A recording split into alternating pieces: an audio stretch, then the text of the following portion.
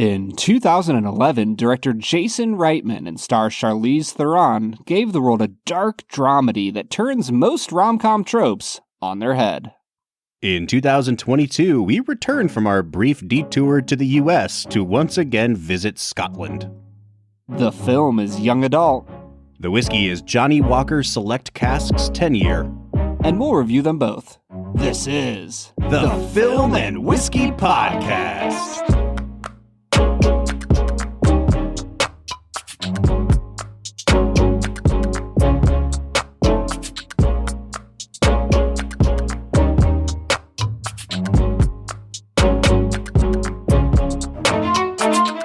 Welcome to the Film and Whiskey Podcast, where each week we review a classic movie and a glass of whiskey. I'm Bob Book. I'm Brad G. And this week we are looking at Jason Reitman's 2011 film, Young Adult. Brad, this is a movie that I don't want to say hyping all season, because I've been trying to hedge a little bit. This has always been a movie that I knew that you were either going to be somehow receptive to or definitely against. And so like a 7 or a 3. Pretty much. Those are like the two poles of the Brad G criticism meter. You know what I mean? I love it, man. I'm just glad you know what you're getting into. Absolutely. Well, so, I've been trying to whet your appetite a little bit, though, because this is our second Jason Reitman movie this season. We had Up in the Air, which I still can't remember if that came off of my list or yours, because it was one that we both wanted to put in our lists. Yeah. And throughout that episode, we talked about how it had this very warm heart at the center of it, but it was kind of shrouded behind this really kind of cynical and biting, sarcastic, and satirical edge. And I was like, oh boy, wait till we get to Young Adult, because I feel like that's where everybody involved just tips into full, let's do this, but without the warm heart at the middle. And so I've been really, really excited to see where you're going to come out on this movie, Brad. Yeah, I feel like when we were talking about Edge of Tomorrow and Sebastian Blunt calls Emily Blunt a full metal bitch, I think he was actually talking about Charlize Theron in this movie. You know what? Have you ever actually looked up how she pronounces her own name? I have not. I haven't either, and I've heard it pronounced Theron. I've heard it pronounced Theron. I have no idea. So let's just decide on one of them, and then that way, if we're wrong together. I've actually heard it's T-H-E-Ron. It's Charlize T-H-E-Ron. I remember there was one Honest trailer a long time ago, and I don't remember what movie it was for, but you know how at the end of Honest trailers they always make up names for the actors? Yes, and it's perfect. It was Charlie the Ron. And I've always just been like, that's it. It's Charlie the Ron from now on. I think we need to just go with that. So yeah, Brad, I actually totally understand where you're coming from. And I don't use the B word in my everyday parlance. I think that's one of the off limits words for me. But it is a word that came up a ton when this movie came out, to the point where, Charlize was even talking about it and saying, this is the first time I feel like I really played a character who is kind of this unredeemable B, And she really is. This is a character that I want to throw back to Gone with the Wind, because I feel like all throughout our talk about Gone with the Wind, and that episode is nearly as long as the movie, I feel like. We talked about Scarlett O'Hara as this kind of classic protagonist of American literature, but how she is she doesn't learn a thing. She's the worst. She's the worst. And she doesn't change from point A to point B. And if you read the book or if you watch the movie, in the very last scene, she finally understands Rhett Butler has sacrificed so much for me and I need to get him. And then he's like, screw you, I'm out. And then she has this dawning of, I'm going to go back to Tara. And it's like they try to shoehorn in some character growth right at the end, but it's still not real character growth. She's still motivated by her selfishness. And I couldn't help but think, watching this movie again, that this is kind of the Scarlett O'Hara for our times. A person who is as shallow as they come, as obsessed with her image and her own delusion of what her image is. I think it's kind of like a perfect correlation. I mean, I'm glad you have such a high opinion of your own analysis, Bob. It's perfect. There's no way you could poke holes in that. I think that the only difference I would say is how naive Scarlett O'Hara comes across throughout her entire film. Whereas Mavis in this movie, which can we just agree that Mavis is the worst name? I mean, the other day, my father-in-law was talking about, I guess my son met like a little girl on the playground and they were talking and her name was Hazel. And he was like, what is it with all these names? And like, they sound like old lady names. And it's like, old lady names are coming back into fashion. Dude, Mavis Gary is the oldest lady name I've ever heard. And then the boy that she wants to get with is named Buddy. Which is perfect for who he is, though. You know what I mean? It kind of is. He does have the personality of a golden retriever. I don't even remember what I was trying to say. Oh, Mavis in this movie is not as naive as Scarlett O'Hara is. That's like the only difference I will put. Like, Scarlett O'Hara comes across as like naive and evil, whereas Charlize in this movie is just cunning and evil. But they're both evil nonetheless. All right, Brad, so I have a feeling that not many of our listeners will have seen this movie, even though when it came out, it had some buzz around it. It had some prestige to it because the director, Jason Reitman, had made 3 movies before this. One of them was called Thank You for Smoking, which was a big hit with critics, but not widely seen. And then Juno, and Juno's nominated for Best Picture. And then Up in the Air, and Up in the Air is nominated for Best Picture. And he follows it up with this. And this was him reuniting with the screenwriter Diablo Cody, who wrote Juno and won an Oscar for it. And it's like, and we're going to get Oscar-winning actress Charlie Theron to be in this movie. and so like it had some buzz and it was well received by critics, but it's one of those movies that it obviously does not feature a likable main character, and it goes all in on not having a likable main character. It's certainly not what you would necessarily call a crowd pleaser of a movie. And that doesn't mean that it's a downer, but it's just kind of like it's a very vicious movie in the way that Go ahead. This movie is a downer. Well, I mean, like, I don't know, like, you don't come out of this like feeling. It's not like a Holocaust movie, you know what I mean? But is that like your level? Like, oh, this is pretty much a Holocaust movie. I will call it a downer. I guess what I'm trying to say is like, whether the movie works for you or not, the movie is marketing itself as a dark comedy. Like, it's supposed to be at least somewhat entertaining, but you have to have a really dark sense of humor to find this movie funny. And so like, it didn't make a lot of money. I think it only made like $16 million at the box office. So I'm anticipating that a lot of people in our audience will not have seen this movie. I know it was your first time seeing the movie. And so I think it's time for us to kind of transition into Brad Explains. But before we get there, guys, if you want to support the show, whether you are a first-time listener, actually, honestly, if you're a first-time listener, you don't have to listen to this, because listen to 20 or 30 episodes before you decide to sponsor us. Is that fair, Bob? Listen to all the episodes so we can boost our downloads and then give us your money.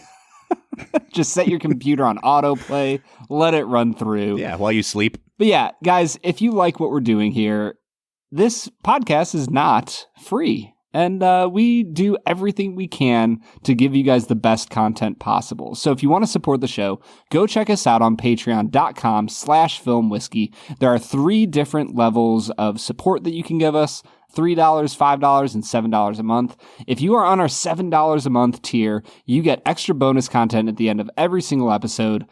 Today, we're going to be diving into the question, what was Bob and Brad like in high school?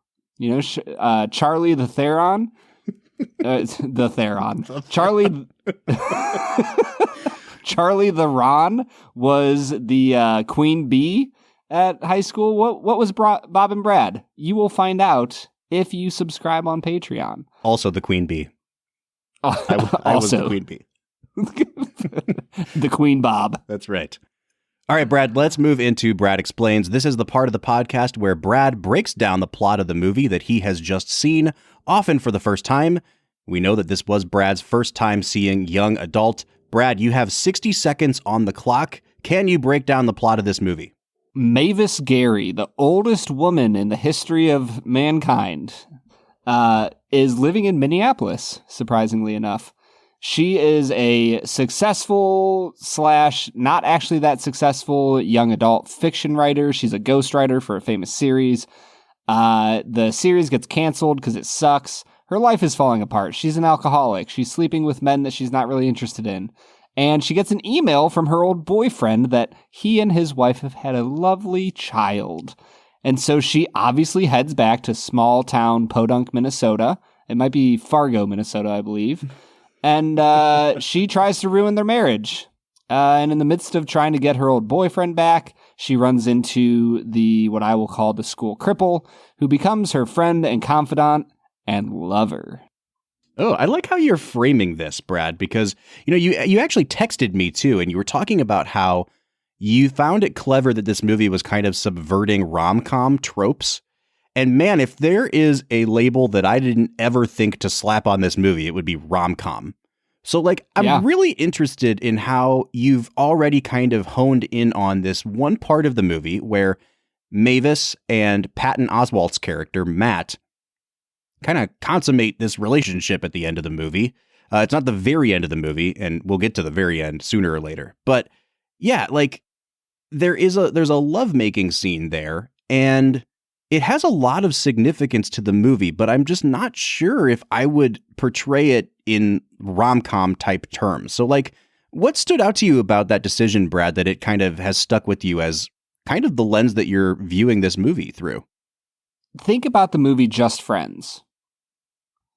This literally is that movie, but they took every single choice that they made in Just Friends and flipped it on its head. This is the one with Ryan Reynolds in a fat suit? Yes, Ryan Reynolds in a fat suit. And then he becomes attractive as he gets older, blah, blah, blah. I want the movie where Ryan Reynolds gets fatter as he gets older. You know what I mean? Please make it mimic real life. It's kind of like fit Russell Crowe versus fat Russell Crowe. Thick with 2 C's. Thick Crow. Thick Crow. Yeah, so for me, the movie just felt like Diablo Cody and Jason Reitman sat down and they were like, hey, what if we took all the tropes of the rom-com genre and just did the opposite? And that's going to be our movie. And so instead of having the plucky underdog that you get from 13 Going on 30 or Just Friends that, becomes attractive when they get older and, their sweet spirit wins over the attractive high schooler from back in the day. They took all of that and flipped it. It's the prom queen who was hated by everyone, who comes back to her town to win the attractive high schooler back, but can't. And ends up sleeping with the quote unquote worst loser of the school. And so instead of this upward trajectory of the protagonist's life getting better that you get in most rom-coms, they start off in a terrible place and life gets better. They literally just flipped the script and they went from the top left to the bottom right, where her life was already bad and it just got worse and worse and worse till, I guess you just have to view it all as if she's still a high schooler, because she still is. Right. So in her mind, sleeping with the crippled kid who everybody thought was gay is the lowest of the low that could ever happen to her. And it happens by the end of the movie. So I guess that's what I'm saying. It's a flipped on its head rom-com. Interesting. Yeah, I mean, I see where you're coming from. I definitely have a different interpretation than you, but it makes a lot of sense what you're saying. So let's talk about the performances. I want to talk about Charlize because she's so good. And I feel like you can watch this movie, and I'm going to keep saying the phrase whether or not it works for you because I'm still trying to figure out what Brad thinks of this movie. I mean, again, this is a very polarizing film. It only has a 6.3 on IMDb, which I was a little surprised it was that low. I figured it'd at least be a 6.8 or something. Dude, it's got a 49% audience score on Rotten Tomatoes. They did not respond to this film. So again, wherever you are on the spectrum of liking this movie, Charlize is an actress that I still don't think gets the credit she deserves. She wins an Academy Award for the 2004 movie Monster, which Roger Ebert called one of the best screen performances of all time, and I would have to agree. I mean, it is insane how transformative that performance is. And I feel like ever since then, she's been constantly setting up her career in ways that stretch her as an actress, but also like she's so unafraid to be portrayed in the most negative light possible, whether it's by playing a character like this or by making herself look more physically unattractive. Like it's like she's down for anything. And I really appreciate that about her, because there's so few actors in Hollywood that are that ballsy about the kind of choices they make in terms of which roles they accept. Yeah, I think that the reason she comes across so well in this film is because she really does abandon any sense of likability. Mm-hmm. Like from minute 0 of the movie to the final seconds of the film, she is just the worst. Yeah. And nothing about her is likable. And even at the end, when you feel like there's a semblance of hope, like, oh, she she slept with Matt. She recognizes the potential in him, his kind heart. And then she just crushes any optimism that the audience might feel with the final conversation she has with his sister. Yep. And so you have this performance where she gives up any sense of self-dignity or worth in the character and really just frees herself to explore what would life be like if you're just a really mean-spirited, bad human being who is still a teenager at heart. And it's a phenomenal performance. Oh, it's insane how good this performance is, because I feel like in some ways, too, she's almost leaning into what I think some people have portrayed her as, and like unfairly. You know what I mean? I feel like sometimes we just look at the pretty people and we just assume that they're like mean at heart. And so for her to lean into throughout the whole movie, her resting facial expression, it's not just RBF. Like it's like a look of disgust. She looks disgusted at everyone around her. And so it's not even resting. It's like an active look of being disgusted by the world. And you stop noticing it at certain points because you've just gotten used to seeing that expression. But then, like, if you go on IMDb and you look up what Charlize Theron's actual face looks like, you're like, oh, like she's so good at holding just this baseline expression that I didn't even realize that's what she was doing.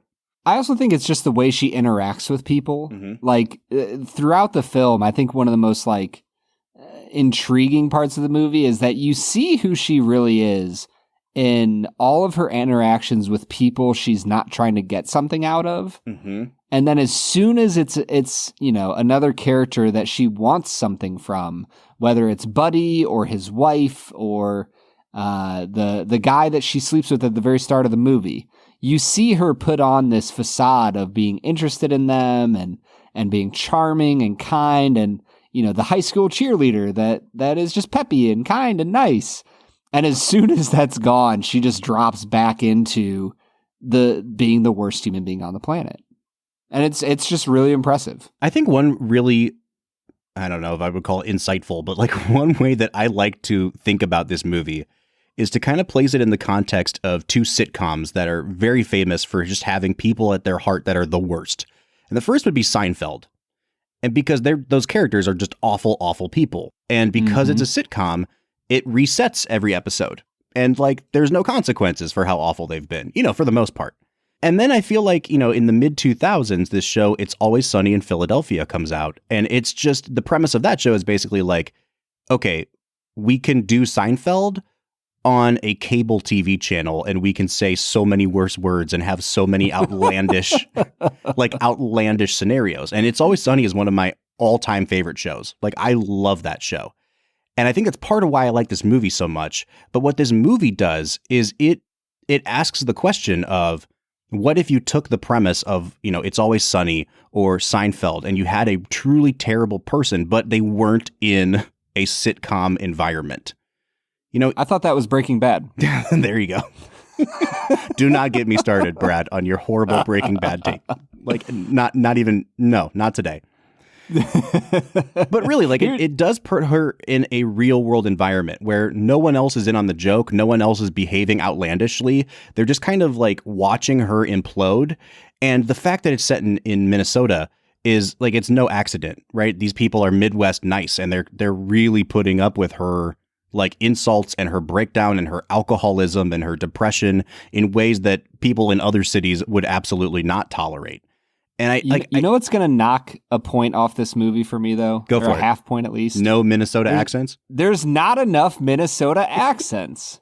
That would have added so much to this film if they all went to Marge Gunderson and learned a few locality type quips, and man, it would have been perfect. What was I saying? Oh, it's It's Always Sunny. But yeah, it just kind of reminded me of shows like that. And even a show like The Office, because like it had the meanness of It's Always Sunny, but it had the awkwardness of The Office. And I've always thought about like, what would The Office be like if we weren't writing it for a sitcom? Like if Jim really played that many jokes on Dwight would just physically assault him. Like Dwight would just like stab him in the neck with a pair of scissors, and it would be like a horrific act of violence. Like there's only so much a human being can take, but you're not going to show that on The Office because it's an outlandish world, even if it's pretending to be real. And this movie is very much like, no, we're going to actually set this in the real world, and the discomfort is still going to be there, and it's going to be funny, but then it's also going to be like almost too uncomfortable to bear at some points. I just want to see the final episode of The Office. Jim puts a pair of Dwight's scissors in Jell-O, like the first episode, and Dwight just rips into the Jell-O, pulls him out, and just starts stabbing Jim. Right to the jugular. Bob, I'm just curious what it says about you that your favorite TV shows are ones where the main characters are horrendously evil people. Yeah. I mean, we'll get to that in our bonus episode, I guess. Yeah.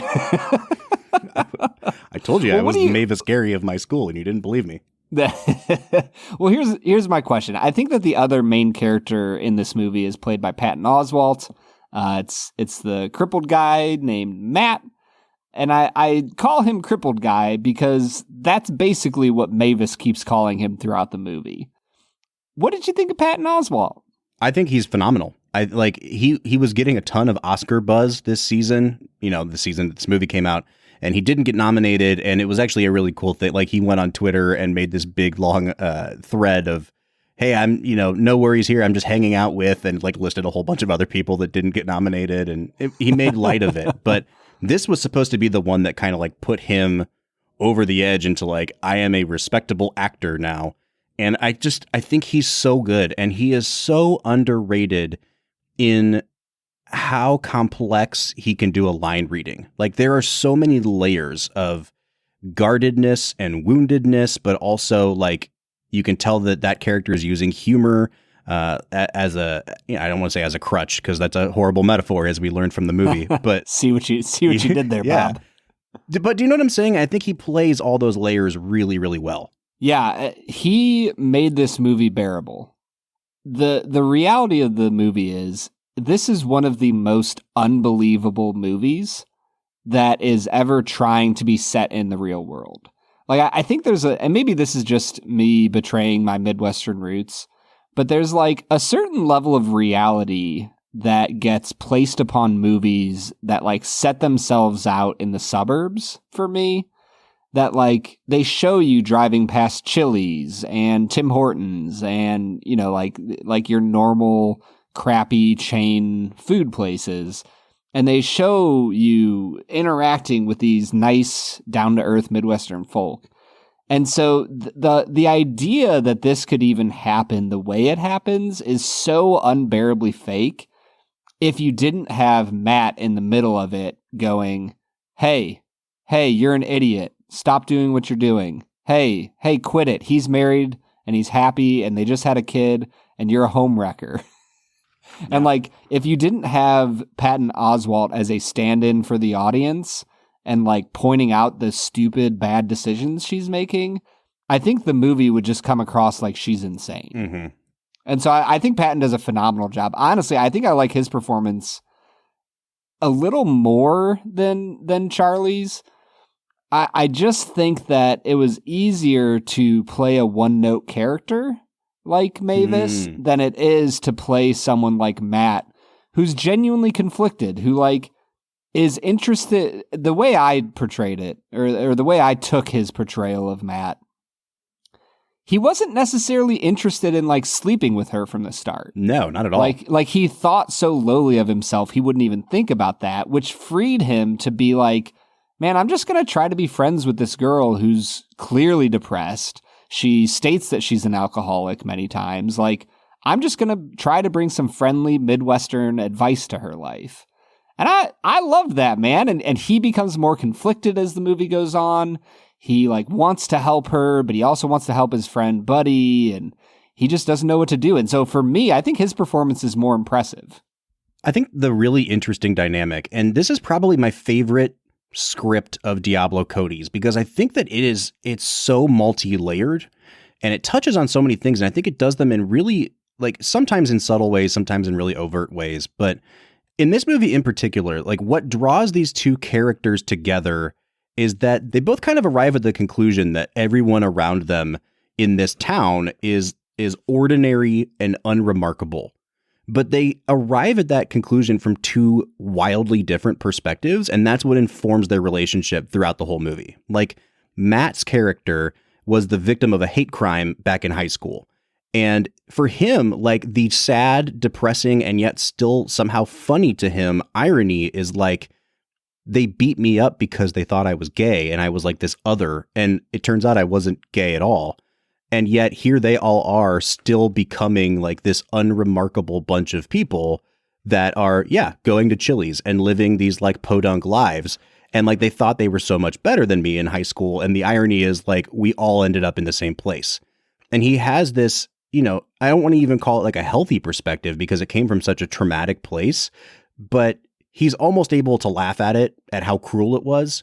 Whereas Mavis, like, she also sees everyone in that town as being beneath her, but it's because she still completely buys into this made up, ridiculous hierarchy of high school, and that like she is above them.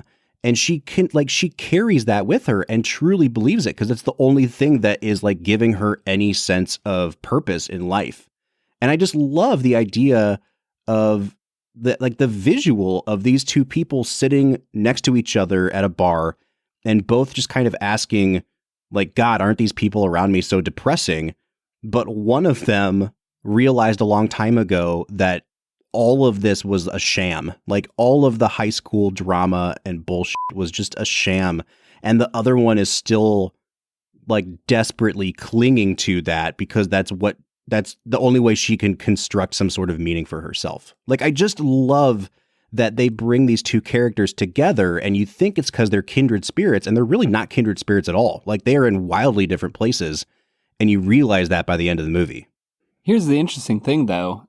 The whole moral of the story for them is we are interesting and they're not. Yeah. And I agree with you. It feels like Matt kind of comes to a place of like, well, we all ended up in the same place anyways, but he still seems to consider himself different than the rest of the town. For sure. I just think that he sees the irony of like, I'm definitely different, but like these people thought that they were something special and they're just all middle class, boring people. Yeah. Whereas Mavis is like, they're all middle class, boring people, but I'm still special. Yeah. But the point I'm trying to make is that in the end, I think the movie tries to show that Matt and Mavis are the sad ones, because every single time they portray the average Joe in the town, they're happy. Like, Buddy has a child, and his wife is a part of a band, and like they have a ton of people at their whatever it is, the baby naming ceremony or whatever they have, and there's all sorts of people who love and care for them, and even Mavis's parents are like a part of that community. And so I do like the idea of this message that like it's the people who exclude themselves from the community that don't gain the benefits that you get from having long-term relationships with people that are meaningful and deep and they connect you with others. Well, I was just going to say, like, this is a lesson that I think we kind of picked up on a little bit in Up in the Air as well. And Reitman just seemed to really want to make this point at this time of his career that, one of the great things about Up in the Air is when they go back to the character of Ryan's hometown, and it becomes kind of this small town movie for a while, and about the dynamics of his strained relationship with his family and how I think he was also in Fargo, Minnesota. Fargo's in North Dakota, right? Yes. Okay, I'm just making sure. But this movie, I think, goes even further in making sure that you, the audience member, understands he's not looking down. The director is not looking down on these people that live in the suburbs. And like, yes, it is absolutely okay to poke fun at the fact that we are surrounded by chain restaurants and there's not much culture around here. And that, Buddy's idea of it not becoming a hick town anymore is because they have a sports bar and not just like, the hole in the wall down the street. A sports bar called Champs, I believe. Like Champion O'Malley's or something. Yeah. Yeah, Champion O'Malley's. Which sounds exactly like every suburban bar ever. You know what I mean? It's like it's a good-natured ribbing. But he also makes sure that you understand that these characters are not stupid. Like, they know that they live in the suburbs. They know their life is milquetoast and boring. But they make the decision to do these dumb things like be in a band full of moms because they long ago realized that they are unremarkable people. And I think that there is such a healthiness to understanding, like to becoming the adult that says the world doesn't revolve around me. Maybe I'm not going to be something special someday, but it puts things in perspective so much that, okay, yeah, I'm going to get up on stage and embarrass myself at Champion O'Malley's with my all-mom rock group. But that's because, like, they've been liberated in that way. And I almost feel like Reitman is kind of the champion of the flyover states in these two movies because, you know what I mean? Champion of the Midwest. I just always feel so looked down on by people in big cities, especially on the coasts, that look at us and they look at us and it's almost as if they don't think we realize what we're turning down by not living in giant cities. And I think Reitman is doing a great job of saying, like, no, they absolutely know what they're turning down, but their choices happen for a reason, not because they're too stupid to know the difference, Dude, you're going to be bumping my score up, man. And any movie that can defend the Midwest, I'm 100% in. Yeah, Bob, I remember you sent me an article a while back that was like somebody from, I don't know, like the Atlantic or the New York Times. And it was basically like a listicle of like 10 things I learned on my trip to Cincinnati. And it was just the worst article I've ever read. They were like, people waved at me on the street. People were nice to me. It was wild. It's like they didn't have a care in the world. I'm like, no, they're just from the Midwest. They're nice people.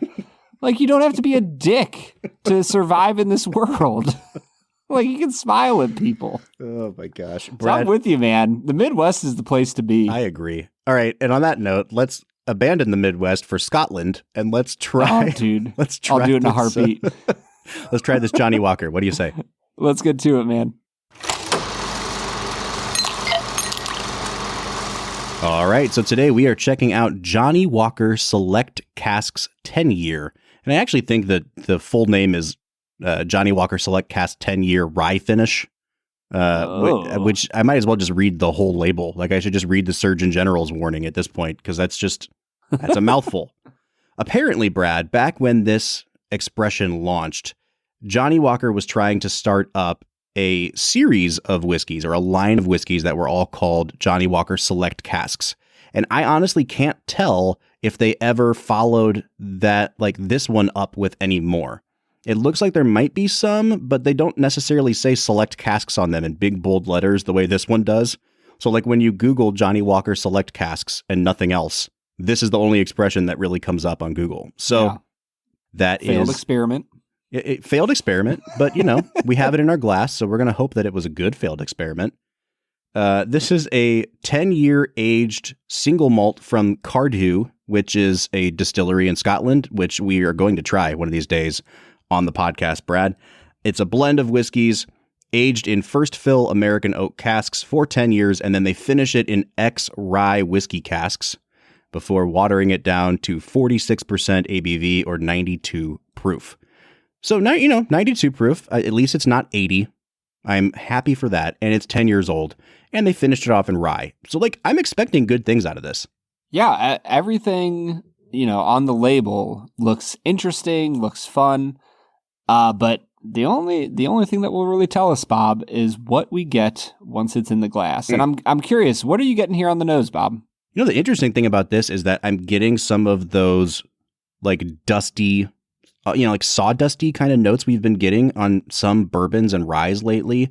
This like really falls in the wheelhouse of a Noah's Mill Willet product for me. And I'm kind of shocked at that because it doesn't have any maltiness on it. It also doesn't really have a lot of rye character on it. So I'm trying to really place where I'm getting this from, but it's a note I've only gotten on certain bourbons that smell very dusty. I don't know if that makes sense. It does. I think for me, it kind of smells like an apple with like dirt on it. Like it's like you were saying, dusty. I think it's like kind of dirty, dusty, like earthy, but with a little bit of that tinge of like tart, sweet apple. And I'm getting a little bit of like a classic honey type feel off it as well. It's an intriguing nose. It's just a little bit too light for my liking. I'll give it a 7 out of 10. It's pleasant. I'm going to give it a 7.5 out of 10 on the nose, but that's just because I like this nose when it comes to bourbon. Not really sure how it's going to fare on a scotch, but we'll only know when we take a sip.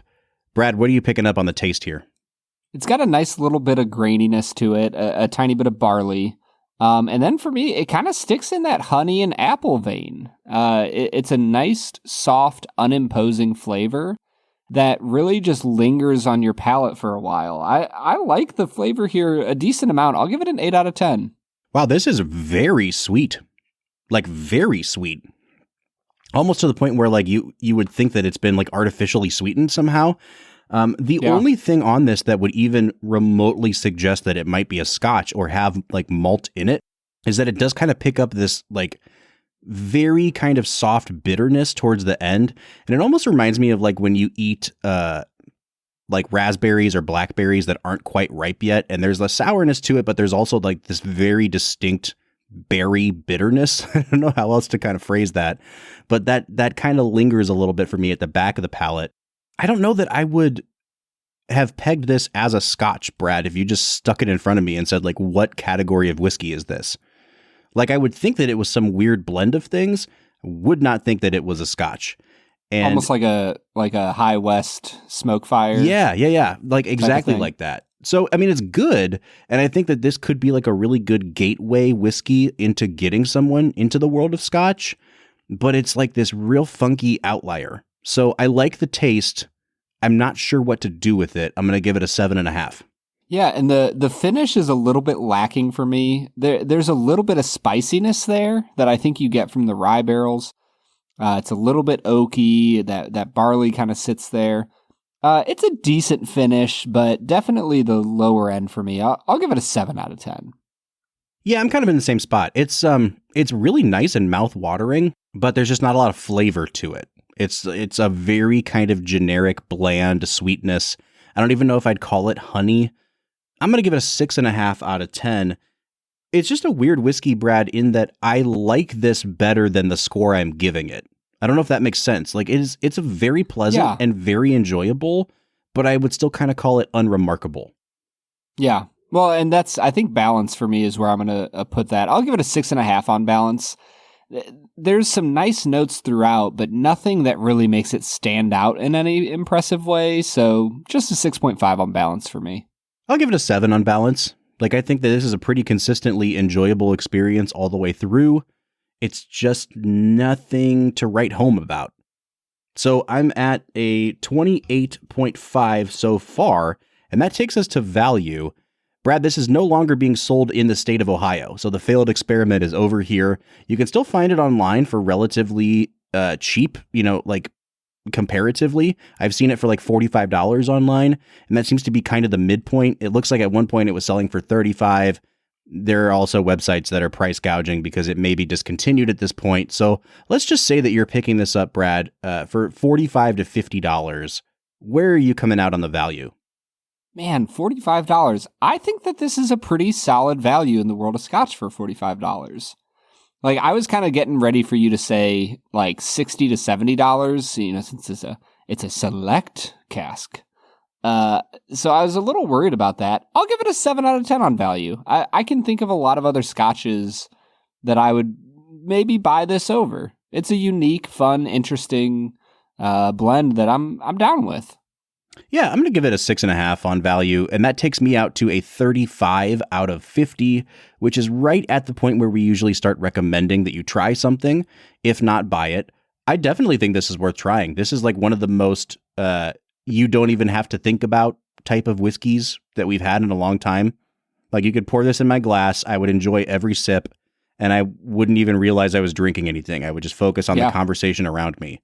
And sometimes you want kind of a wallflower whiskey that way. An easy sipper. Yeah. Yeah, I'm with you, Bob. I'm 0.5 higher than you, 35.5. All right, that puts us out to a 35.25 out of 50, or a 70.5 out of 100.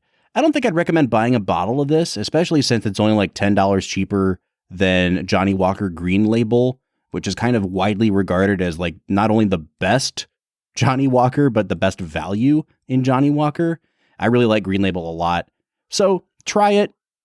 I would say don't buy it. Yeah, I'm with you, Bob. I think it's worth trying if you ever see it at your bar. But yeah, go for that Green Label. All right, Brad, what do you say we get back into talking about young adult? Let's get to it.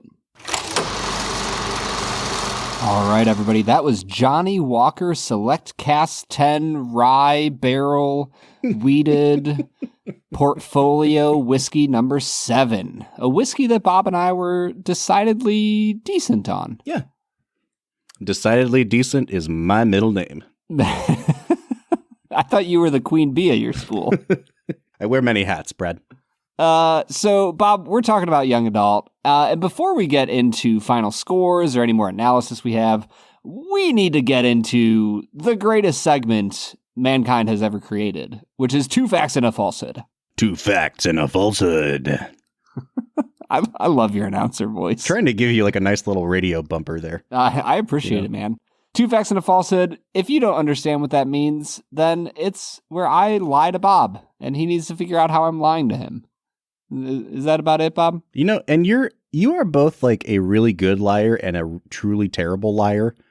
And I don't know how to reconcile those two things, but well, I gotta keep you on your toes. You're doing a much better job of this than I thought you would in terms of finding trivia that I don't know. I appreciate that, man. It's a lot of work. Like, and I don't say that because I doubt your abilities. I just say it because I'm a huge nerd. And like, I just thought I would know more of this, but you're finding some obscure facts. Well, that's my middle name, Obscure Facts Brad. I like how you said it as your first name. All right, let's get into 2 Facts and a Falsehood. What's fact number 1? Fact number 1, the word processor file in which Mavis composes her novel throughout the film is titled Piece of Doc. Fact number 2, Jason Reitman originally considered Reese Witherspoon for the role of Mavis, but was unable to get her due to scheduling conflicts with Water for Elephants. Fact number 3, the story was inspired by an article that Diablo Cody read about a woman who decided to pursue her high school sweetheart years later. While the article had a happy ending, Cody thought to herself, what if it didn't? That reminds me of that line in The Royal Tenenbaums, where Owen Wilson's talking about, like, everybody knows that General Custer died at this battle. And he's like, but what this book presupposes is, what if he didn't? Yeah, that's it, man. I read an article like a week ago that some magazine was like an excerpt from somebody's book. And it was like the whole excerpt was titled like, you know, I left my husband of 15 years for some fling or whatever. And smart. The whole excerpt, it was like really erotic, and it ended with them like going up to his room. And then you get to the end of the article and you find out like the name of the book was like, what happens when your soulmate says no? And like this lady's book is actually about the fact that she left her husband and family for this guy. And then he was like, what the hell is this? And like did not reciprocate it at all. So is this movie. It was just the most irresponsible excerpt of a book I've ever seen. Like they took the part that made you think, like that they got together. Oh man. I'm going to say number 1 is true. Not because I saw it in the film. It just sounds like something that they would put in that would be kind of funny. Number 2 is interesting because I know that Jason Reitman really wanted to work with Charlize Theron, and she had a bunch of scheduling conflicts because she was supposed to go film Mad Max Fury Road, which ended up getting delayed and then redelayed and then redelayed. And that's how he was able to kind of come swoop in and get her. Fact number 3, I'm just not sure about at all. I'm going to say 2 is the falsehood, Brad.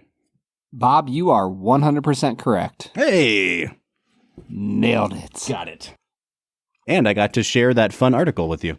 You did. I'm glad to hear that. Yeah, I was just trying to think of like other actresses that would be like late 30s, early 40s that could pull off like former prom queen. I was like, I feel like Reese Witherspoon would fit the bill. She just seems too nice. I don't even know if she is nice, but I think the June Carter Cash thing is just always going to stick with me with her. Yeah. You know, I don't know why, but in my brain, I always pair Reese Witherspoon and Carrie Underwood together. Like, they just kind of feel like the same person to me. I mean, I'm not sure why that is, but they just seem like really nice women. I got to be honest with you, man. I don't know if I've ever been as attracted to anybody in any movie ever as I am to Reese Witherspoon in Walk the Line. Like, that movie f***ed me up, bro. The real reason you put that movie in this podcast. 100%. 100%. All right, man, let's get back into talking about young adult. Brad, before we get into like deep analysis and final scores, I just kind of want to ask you, did you have a favorite line in the movie? Was there a laugh out loud moment for you? Like I said, I feel like this is Diablo Cody's best script. And part of that is because it doesn't suffer from the trying to be cool dialogue that Juno has. Like, there are just too many characters in Juno that don't talk like real people. And it has some great lines, but this one, the lines feel more rooted in reality. And I feel like they're at times just as funny. When she is checking into the hotel and the lady asks her how many keys she needs, and she says 2, and she goes, expecting company. Like, it is the most derisive, like, derogatory remark that I have ever heard someone make in a movie.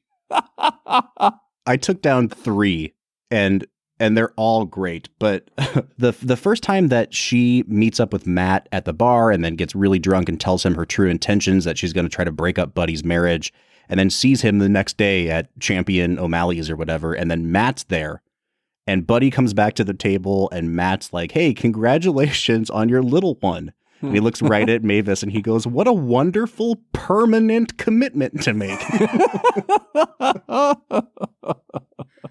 Yeah, dude, that was wonderful. Number 2 is when she goes back to her parents' house for a brief visit after trying to avoid them for the whole movie. And she asks them to take down her wedding photo from her. But it's such a nice photo. Yeah. And she goes, of my failed marriage. And then the mom goes, well, the wedding wasn't a failure. Do you remember the tiramisu? Which is such a mom thing to say. 100%. All right. And then number 3 is it comes at like, you know, the crux of the movie, the most tension-filled moment where she pulls Buddy into a bedroom at his baby's naming ceremony and just lays it all out and is like, run away with me. And he just like shoves her away and is like, what the hell are you doing? And he says, Mavis, I'm a happily married man. And she goes, I know, we can beat this thing together.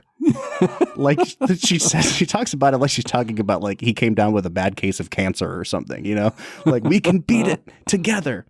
This movie has so many lines like that they're dumb and they're funny, but they're just kind of so biting at the same time. I really do love the writing in this movie. Here's a question for you. Do you feel like her having a miscarriage with Buddy's child when she was 20, does that humanize her for you at all? Or does she just remain an evil person? I don't want to say that it humanizes her. I think that it explains a lot of her trauma, and it explains why she's so depressed and why she has this void in her life. And rewatching the movie, like I just watched that scene a few weeks ago when I was trying to edit clips into one of our episodes. And the scene where she breaks down and admits to the miscarriage, and watching the movie through that lens this time, like you at least understand a little bit of what is making her go off in her mind. And like she prints out this awful looking image of the baby announcement, and it's like staring at her as she's laying in bed next to this guy she hardly knows. And it, like the specter of that really does kind of hang over her throughout the movie. So I don't know if it humanizes her, but it at least helps you understand like what was the inciting incident that kind of broke her. Yeah, I mean, I think for me that this is going to be one of the most cliches of all cliches that we ever give on this podcast. But I think this movie, if you had to sum it up, it literally is just trying to say, if you don't deal with your stuff is going to deal with you. Right? Like, she never processes the trauma that she faces of losing a child, of losing the love of her life, of losing her status as like king of the castle, you know, in high school. Like, she never grieves those losses. And so they come back to bite her in the butt and further the spiral that her depressed life is. Yeah. And it's really sad to watch. It was honestly a super depressing movie. I do love though that like, let's talk about the ending, because I think the ending is where this movie really goes all in on like, I am not going to give you the cathartic ending. And I kind of respect it more for that. I respect that Mavis didn't learn a lesson and go on her merry way and make her life better. And, you know, Charlize Theron actually talks about this, that the character learns a lesson and doesn't make a life change. And it starts with, she has this absolute meltdown at Buddy's house where she is just laid low. She goes over to Matt's house and finally confesses to another human being, like, I have so many problems. I'm so messed up. And she tells him, like, I don't know how to be happy. She confesses to her alcoholism and her depression, and she kind of like strips in front of him. And it's this really sad moment where you realize like she's been using this as a way to get like just the most basic approval from men. And she's standing there almost naked. And then Matt's like, I should give you clothes. And she's like, no, I want your shirt. And it's this callback to like how she only ever felt comfortable in Buddy's shirt. And it's just this like, wow, you are really messed up, aren't you? Like, and I don't mean messed up like I'm judging you, but like you've got some serious baggage to work through. It's the most depressing unclothing I've ever seen in a movie. But like, you know what? Good for Jason Reitman for going there. And like good for Diablo Cody for writing that scene. And Charlize plays that scene like so perfectly because she's behaving and her posture is so reminiscent of like a little girl. Do you know what I mean? Like she is such a severely emotionally stunted person that you can tell this is probably the first time she's ever been emotionally vulnerable since she was a preteen. I mean, like, I just think that scene is played so beautifully by everyone involved. And she has this like cathartic moment. And then the next day she wakes up, she goes upstairs, she's having this breakthrough. She's talking to Matt's sister, and you realize like Matt's sister is like the only other person in this movie who has like completely internalized and bought into the high school hierarchy that Charlize Theron built. And so she's like internalized her own inferiority.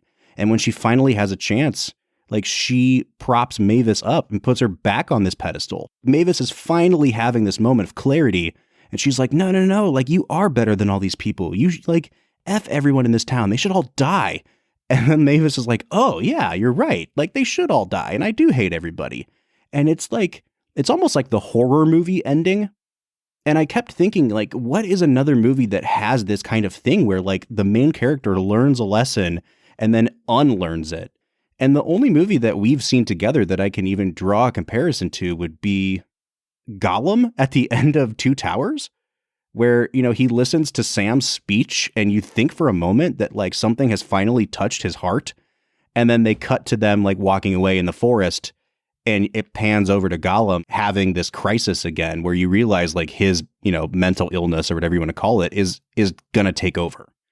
And it's like, oh my gosh, like she is the equivalent of this character in Gollum. And I don't know, man, like it is still like really biting, satirical, sarcastic, dark comedy, but it also works on a very unsettling, dramatic level for me. Yeah, I mean, Matt's sister is like the most charming individual I've seen in a movie that I've seen for 2 minutes.